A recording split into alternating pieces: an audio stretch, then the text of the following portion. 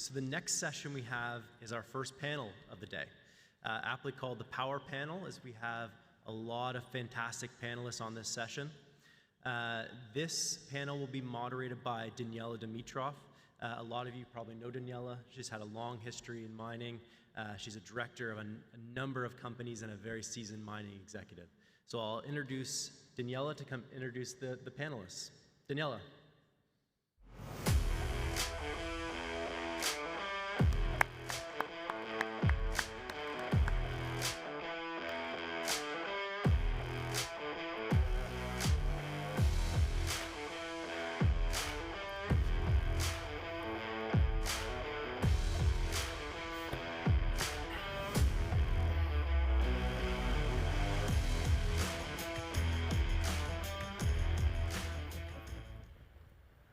Good morning, everyone. Last year we were up here and we did talk about diversity. We talked about what the industry was doing well and the successes that we had and what we could do better, because we can do better. This year we decided to mix it up a little bit and really take a page out of Sean's comments and really continue to build on that. Sean talked about the number of mines that we need in our industry, the capital that we need, the talent that we need. So beyond the we are needed, what we're going to talk about is what each of us can do, what our industry can do, what our companies can do. How can we use our power, because we are the power panel after all, to change the perception of our industry with talent, with communities, with capital. And so I'm going to turn it over to you, Nikki, to get us started. Thank you very much, Daniela, and thank you to all of you for sitting in the room today. First of all, I'm not sure that I'm powerful. The only person that thinks I am is my mum, so moving on from that. The biggest challenge that we face in our sector, it's one of reputation. So I'm sure all of you have interacted with non-mining people in your lives and have had that discussion about what it is that you do, and normally the reaction from a non-mining person is one of distinct distaste. Politicians don't like us, regulators don't like us, the public doesn't like us, and this provides all sorts of challenges for us. And so I spend a bit of time and try to, in my own small way, every time I give a presentation, which is talk about industry that I love. It's an industry that is absolutely fundamental to life as we know it today. And my sister, who's a cultural anthropologist, perhaps said it best. She said, you can choose to be a vegan, but you cannot choose not to be associated with the products of mining. And we have failed to send that message to the public because people don't understand where their stuff from. And as Sean highlighted today, we live in a world that not only needs baseline mining and the products of mining as we know it today, but also needs to grow, whether it's copper, whether it's the critical commodity list. We need massive investment in new mines. And so I suppose my call to Theoretical Arms, to all of you in the audience and all of us, is we need to be more proactive about messaging what it is that we do. We supply the raw materials that are responsible for our quality of life today. Our industry, more than almost any other industry, invests heavily into infrastructure, into training. Mining generally has higher paid jobs, yet a government will welcome an Amazon warehouse into their jurisdiction versus a mining company. And so what I'd like to think about, and the message that I think that we should all be focusing on and thinking of creative ways, is how do we engender a more positive reaction to mining? But having said that, the negativity that we face has precluded investment in our sector. And in doing so, what we're doing is stretching that elastic band between supply and demand responses. And I think we're starting to see the effects of that. Yes, it's been very, very tough times, but we're about to see very parabolic price performance in a number of commodities going forward. And so long may the bull markets come again. Angelina, you want to jump in next? Absolutely. Thanks again for inviting me back, Joanne, and happy to be sharing the stage with these powerful people. When I was thinking about the title of the panel, the concept of power, really started my thinking process on what can I do? What is the power that I have? And frankly, 27 years into the mining industry, I think I'm finally coming in to some power for a number of reasons. But what I wanted to talk about today was maybe 3 key areas where I feel like I'm going to use my power to change. And just piggybacking off of what Nikki was saying in terms of how we change the perception of our industry, I think we need to start at education. And one of the things that I'm very proud to be doing is supporting a foundation called the Canadian Mineral Industry Education Foundation, where we're financially supporting students and really changing their ability to come into this industry and exciting them about the industry. And I really believe it starts there. So the more engagement we can do on the student front, and I'm happy to see that there's lots of students in the audience here, I think the pipeline will then be improving for perception of industry as well, and the types of capabilities and skills we need. The second way I feel like I can use my power, and I have been using my power, is on boards. So been on boards for about 10 years now, and the power in the room, in those boardrooms, is changing as well. And I frankly feel like that's a very positive change as well.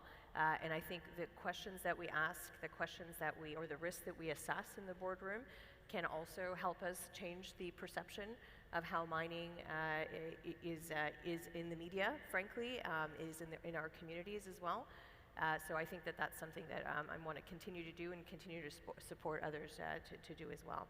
And maybe the third piece, and I can't not speak about Rio Tinto, representing Rio Tinto in this room, the power to change culture internally in our own mining organizations, I think, is super important. As a leader in the company, it's on me to read the reports that are out there, and I think it was last year I spoke about the respect report, and maybe 4 people in the room put their hands up when I said, has anybody read the respect report? Maybe I'll ask again, has anybody read the respect report that came out? Right. 2 people this year. So there's information out there about what culture is like in mining companies, and I think it's not unique to mining, it's also in manufacturing. But all this to say, it's on us as leaders to help lead the change of culture within our own organizations, because if we don't believe that we do a good job and that we're a great place to work, then nobody else will. So maybe I'll stop there. Sure. And just to build on that culture point, Tamara and I had an interesting discussion about trust, and I love to for you to get into that a bit more. Thanks, Daniela, and thanks everyone for being here. Clearly, the topic of improving mining's perception in the industry, it's based on a lack of trust. So innately, everyday people, investors, our children don't trust us as an industry.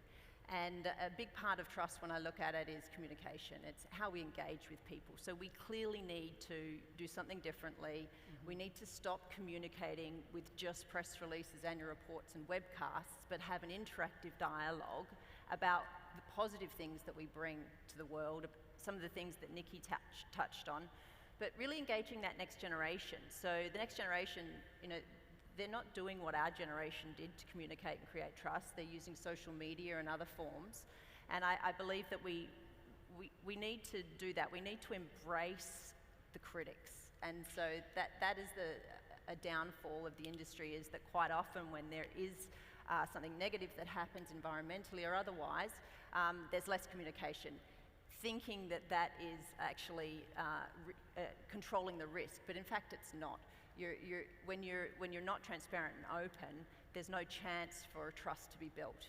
And so we need to create somehow between industry, between government and local communities, we need to create trust, and with the investment community. Obviously that will come, but if we don't have the trust of the everyday people, we're not going to get the workforce, we're not going to get the people coming into our industry.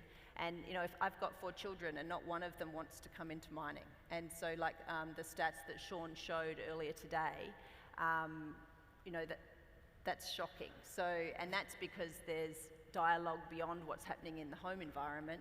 They're just seeing all the negatives. So I think that for me, it's about creating trust, Daniela. It's about engaging with communities and ensuring that we're transparent and open as an industry. Alex, you were wanting to talk about one particular initiative that I think works into the trust piece, the culture piece. Yeah. Want to share that? So as an investment company, which is essentially what my company is, we get to invest in different projects and mines around the world. And one we recently invested in Peru became part of the Better Gold Initiative out of Switzerland. So what that means is they've gone through a rigorous audit They've looked at the community that the mine's operating in, and they're now buying the gold from the producing company that we have. The Better Gold Initiative have been matched up with a watch company. And they're paying a 10% or $10 premium on the price of gold. That money is directly going back into the community and has now been for over a year. And when you see the programs and what can come from that and the impact you could have on the local community, it's amazing. When we were just there recently, you're seeing the roads being repaved. They've redone the whole water system for the villages nearby. They're helping with animal husbandry. The impact we have as a mining community, or as mining companies on the community, is so significant, and I really feel we don't talk about it enough of how much of an impact in a very positive way that we have in mining.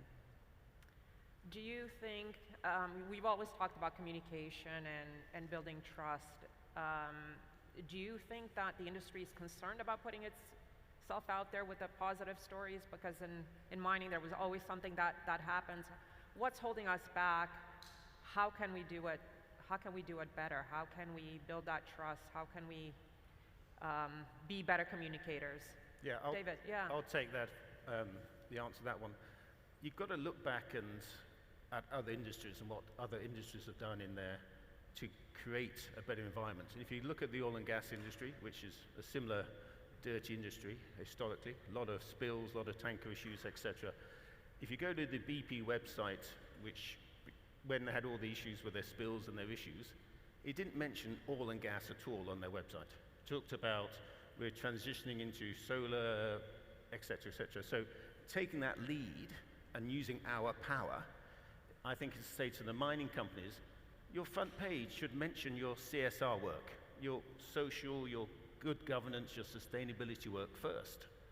Don't put the slide up with how many pounds of copper we're making. First slide should be what difference we're making to the world. I've got an 18-year-old daughter, she's doing her A-levels, she's doing geography. She came to me and said, we've got a topic on oil and gas and mining, she said. So I said, okay, I'll tell you all about oil and gas and mining.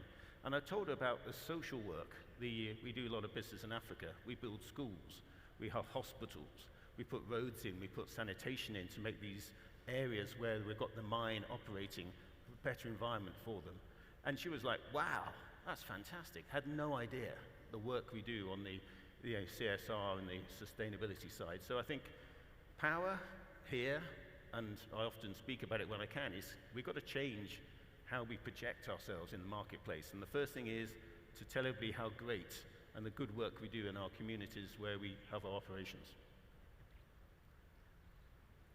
Phil, you want to build on that, on the themes of trust, culture, communication? Well, the first thing I want to say is that it's a very unique experience for the two of us to be the diversity in this, in this group. And I'm just struck by the fact that, and Sean's presentation, I think, captured it well. Yeah. We have, for essentially the tenure that I've been in the industry, have been sort of swimming upstream when it comes to the role that mining plays in the industry. I can tell you when Sean started in 81, I started in 86, the social license was a thing. People were aware of the need to do that. The mining companies were aware, and the mining companies were communicating. But frankly, people weren't listening.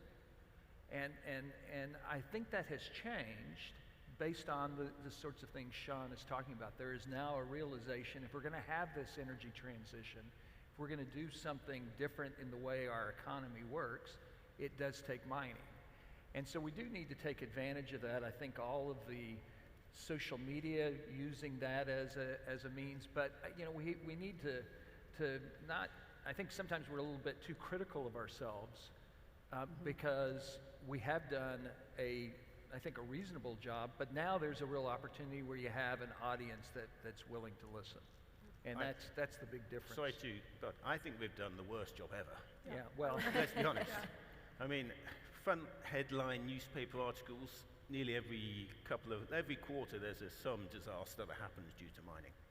So oil and gas used to have a lot of wells, a lot of tanker issues. They've cleaned up their act. That I mean, the Valdez, I remember Valdez spill was killing, you know, big issues in the oil and gas space. They seem to have cleaned their act up. We need to do the same because we're still getting the headline Yeah, but it's not articles. about communication. That's about operating.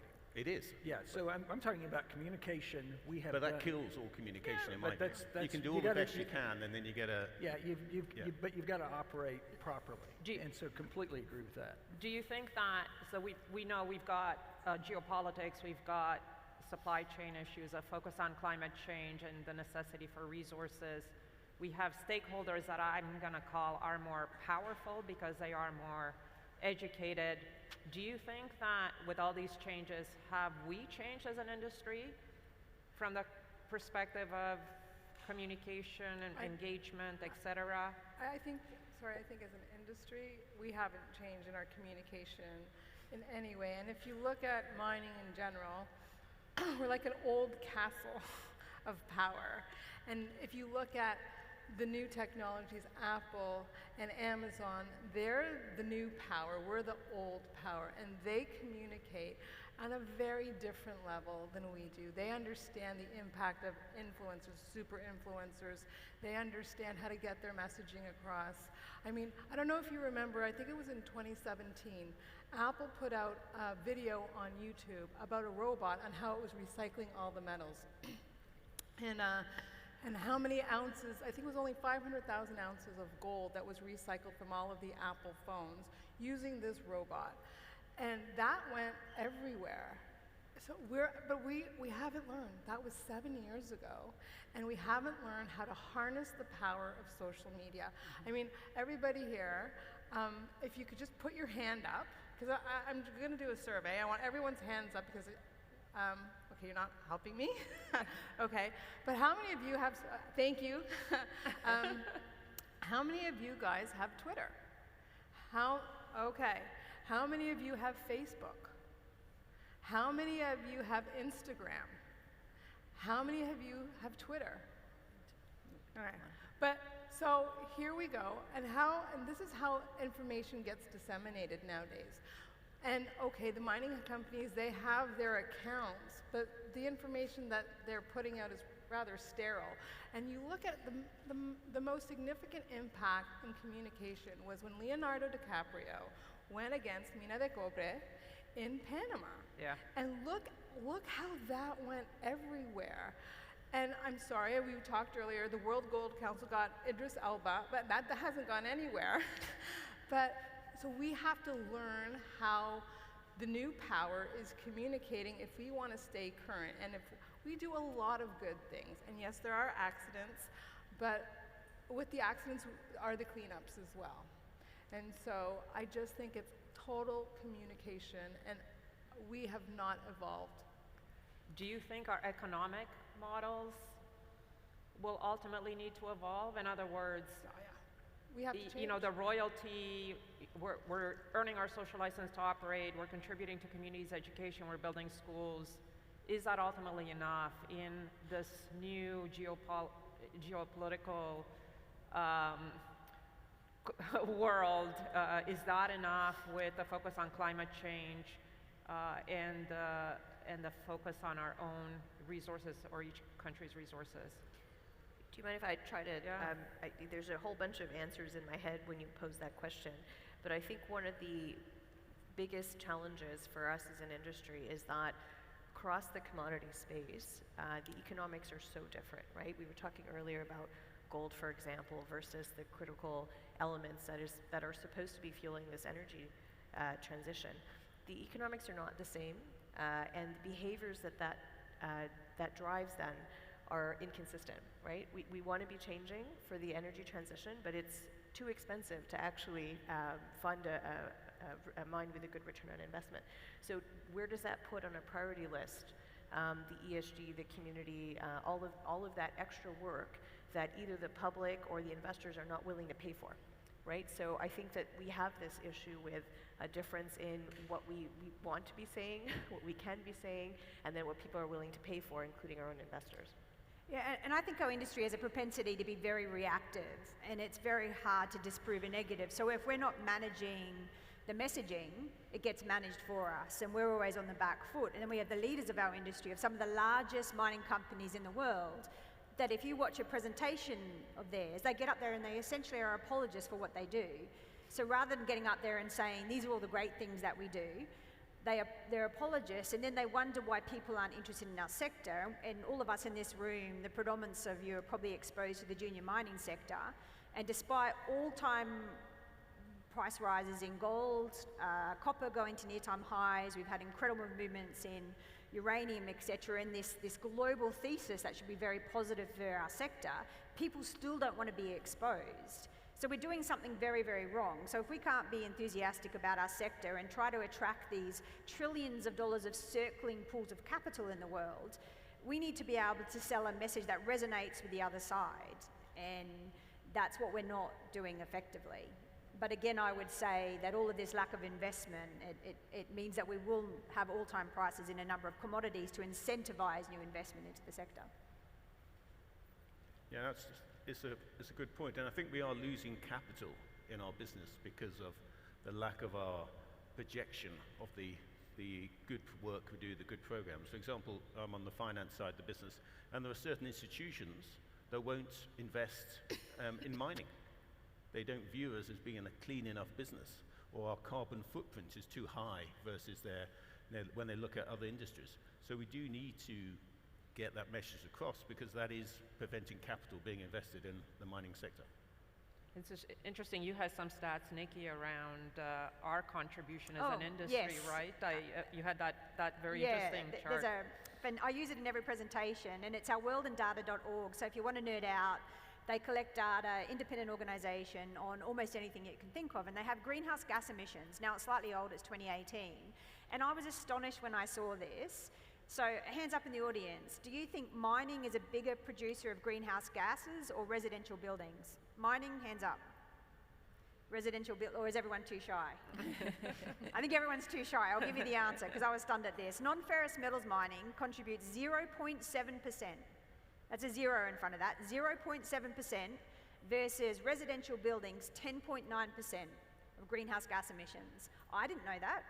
You don't see people out there protesting against new housing builds. In fact, everywhere in the world, in the Western world essentially, people are demanding for new housing because house prices have escalated and they're much more than people can afford, and obviously there's a demand-supply issue. And so again, kind of circling back to these basic facts, I think we think we're a bigger polluter than what we are. And yes, there are very negative events that happen in mining, and our goal is really around tailings dams failures, and there should be none. And so those are very, very large headline events, but I would argue that they're relatively rare. I think in many ways our business is probably one of the safest in the world. And I just was walking around Quebec City yesterday, and there's numerous construction sites, and people aren't wearing hard hats, they're not wearing safety glasses. I mean, can you imagine going to a mining site and seeing that? And I mean a mining site run by a publicly listed company, not some dodgy, locally run mine site. So again, I think we need to be reverting to facts and trying to present ourselves in the light with which we are, which is, I think, is a very positive net contributor. Back to the communication, sounds like the view is that we need some different talent within our own investor relations, comms teams, different industry advocates, or how do we get together to deliver this message better? How do we do it internally? I know, we really do it very badly. So starting at the beginning, putting your kids into a system that has a curriculum that teaches them, A, about communication, of course, but B, about mining. So, you come out of the Canadian school system, and it's a necessary evil is pretty well the grade 4 minerals and mining curriculum. And so I think it's really starting from the beginning and building up, because someone said it earlier today when we were chatting, those kids will come through, and if you've given them the fundamentals at the beginning, some of the initiatives we were chatting about with respect to social media is having cross-platform industry, and because it's industry and government that's going to benefit from. Obviously in Canada we have a critical minerals initiative, yet we don't have the capital available, and so it needs to be a combined initiative. We need to all take it on, I think, and it doesn't just need to be the companies with their communications executives, but industry associations and governments need to stand up, and I think that the leaders in the industry, so the BHPs, Rios, etc., need to do their part of engaging with that next generation in a proactive way. And that starts also at the community level in the countries in which we operate. Initiatives such as bring your kids to the mine, engage them. I was at one mine site that did that on an annual basis, and the kids got to come into the mine and draw pictures of the family on the walls of the mine with a focus on safety and as a reminder to the miners that it's really important to work in a safe manner and to return home to your family. But it's really that engagement also at the community level around the contribution that the mining industry makes. Can I jump in for 1 second, Yeah. Danielle? I don't want to keep the tone super negative in terms of where we are as an industry, Yeah. because frankly, I'm very happy and excited to be working where I am at this moment of time, where we are right at the intersection of huge change, right? Yeah. So being on this panel or having some power to actually influence our own future is very exciting. And I think having these conversations is just fueling the ideas and the toolkits that we need to get us where we need to go. So please let's not leave this room with saying, oh my goodness, we don't know what we're doing, and it's there's a long way to go. It's very exciting where we are, and again, this is a conversation to help fuel the ideas to fix the gaps that we know we have. I mean, certainly, I've been in this industry 15 years. It's really the first time that I've heard, so many government entities talk about the mining industry, the capital that is being put towards the mining industry, and the focus around permitting reductions, engagement is, it's the first I've seen in my 15 years in the industry. To hear about mining on the 6 o'clock news on Exactly. CBC when the budget is introduced, and again, new pools of capital and new efforts being made available, it's certainly a tremendous time to be in this industry. And Sean concluded his talk with a call to action. And I think the words he had up there were cooperate, partner, advocate, educate, engage, innovate, and disrupt. And I thought those were tremendous calls to action for our industry. So we've got a couple of minutes left. I'm going to leave it to each of you or whoever wants to jump in and close it off. I'll just add, there's relevancy now. There's an audience that wants to hear. There is the opportunity to deliver a message. And that hasn't always been the case. And That's right. And you do see it with the policy changes that are happening in government. They reflect that. I mean, there's a lot of talk. I'm not sure we're seeing that put into action yet. And so I think that things are moving in the right direction, but we still need to be keeping pressure to bear. And the US, on one hand, has copper in its critical minerals list, and then curtailed the advancement of Antofagasta's twin metals, which is a predominantly copper deposit. And so you still have this mismatch. And I think politicians, they're very safe in the fact that if they're hard on mining and negative on mining, they're not going to lose votes for that. So that's why I suppose it's about changing the hearts and minds of the average voter as well. So, any final thoughts? Any concluding remarks? I think just to reiterate my point about from the investment community, from how companies present, start with this CSR page. Tell everybody what you're doing first in the community and for the world, and then get into how many tons of copper you produce.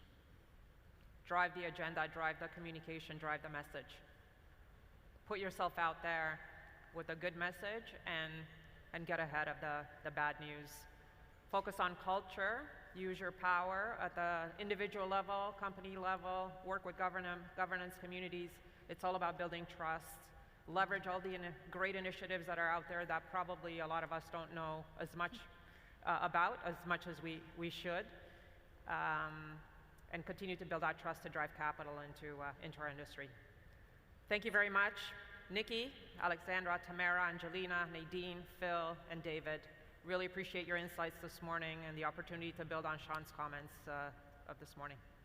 thanks, Thank you. Danielle. Thanks. Thank you.